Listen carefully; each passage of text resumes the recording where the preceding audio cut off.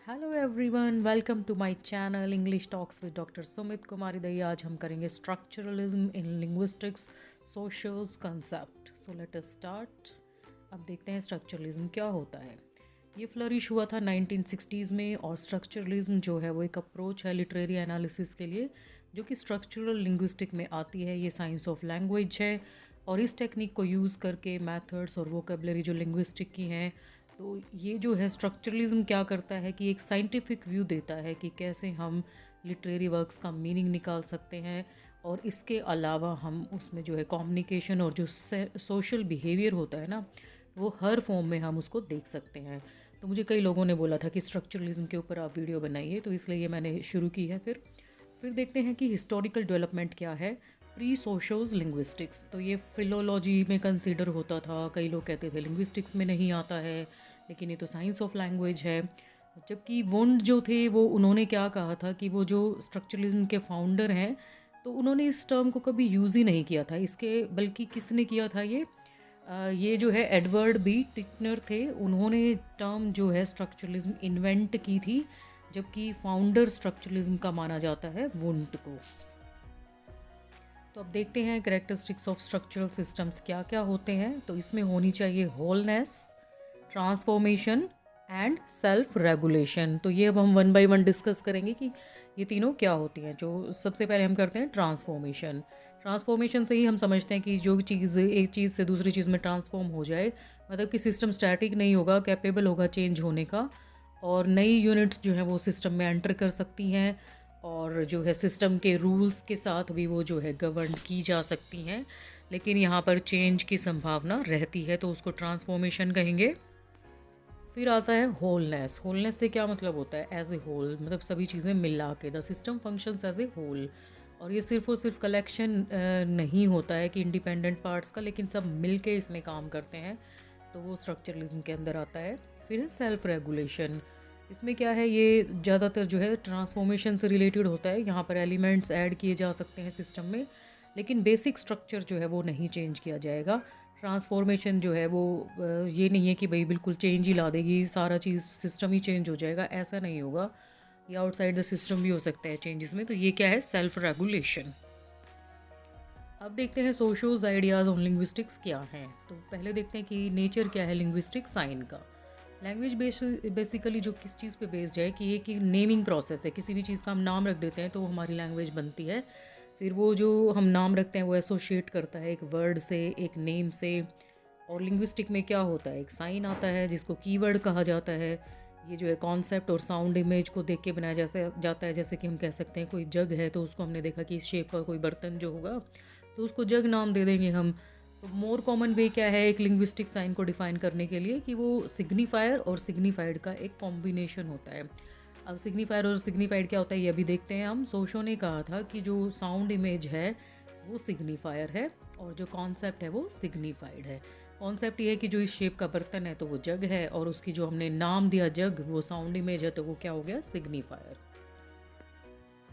तो अब हम देखते हैं करेक्टरिस्टिक्स साइन के क्या होते हैं। साइन क्या होता है? As union of a signifier and a signified has two main characteristics. तो ये प्रिंसिपल जो है, ये सिद्धांत किस चीज़ पे डोमिनेट करता है? सभी आइडियाज़ पे डोमिनेट करता है स्ट्रक्चर ऑफ लैंग्वेज को लेके। यहाँ पर क्या है कि सिग्निफायर और सिग्निफाइड को पॉसिबली सेपरेट कर पाते हैं, और ये इन दोनों के बीच में जो है रिलेशन चेंज कर देता है। और सेकंड करेक्टरिस्टिक साइन की ये है कि सिग्निफायर जो है वो टाइम में एग्जिस्ट करता है, और टाइम जो है उसको लीनियरली हम मेजर कर सकते हैं। एग्जाम्पल से समझते हैं। Phoneme, speech sound that distinguishes one word from another, तो उसको क्या कहेंगे हम? फोनीम। ग्राफीम क्या होता है कि एक रिटर्न सिंबल जिससे फोनीम साउंड का हमें पता चलता है। Phonology, study of the rules governing the meaningful units of sounds in a linguistic system is called phonology। तो मतलब कि फोनीम एक स्पीच साउंड है जो बताती है, एक वर्ड को दूसरे वर्ड से अलग करती है, जैसे कि जग, मग। ग्राफीम है रिटर्न सिंबल, JUG, जग हो गया, तो ये रिटर्न सिंबल हो जाएगा इसका। और फोनोलॉजी से हमें क्या है, जो रूल्स बना दिए गए कि जो साउंड्स आएंगे लिंग्विस्टिक सिस्टम में, तो वो अंडर आएंगे हमारे फोनोलॉजी के अंडर। स्ट्रक्चर ऑफ ए लैंग्वेज क्या होता है ये देखते हैं। According to Saussure, all the languages are governed by their own internal rules that do not mirrored और imitate the structure of the world. हर लैंग्वेज के अपने अलग से ही रूल होते हैं इंटरनल, तो वो एक दूसरे के वर्ल्ड को जो है वो मिरर या इमिटेट नहीं करते हैं, नकल नहीं करते हैं। हर लैंग्वेज के अपने अलग से रूल्स होते हैं। तो चलिए हम एक ये एग्जांपल से समझते हैं सोशोस concept about parole and langue. Parole क्या है कि बोला गया और एक बंदे के द्वारा, और लैंग क्या है वो बहुत सारे लोगों के द्वारा बोला गया। तो पैरोल है what the individual speaks and language what is shared by the community. Example देखते हैं इसके हम। In Middle English 1100 to 1500 lamb का देखते हैं, जैसे कि M and B were both pronounced. 1100 और 1500 के बीच में जो लैम्ब में एम और बी को बोथ को प्रोनाउंस किया जाता था। मॉडर्न अमेरिकन इंग्लिश में 1775 टू प्रेजेंट लैम्ब में क्या है कि दो फोनीम्स को इकट्ठा आप जो है वो एंड नहीं कर सकते हो एम और बी से, तो ये डिफरेंस है। और बेसिक प्रिंसिपल्स हैं सोशो ने जो दिए हैं। Saussure stated that the meanings we give to words are arbitrary. The physicality or structure of a word holds no bearing to its connotation or denotation.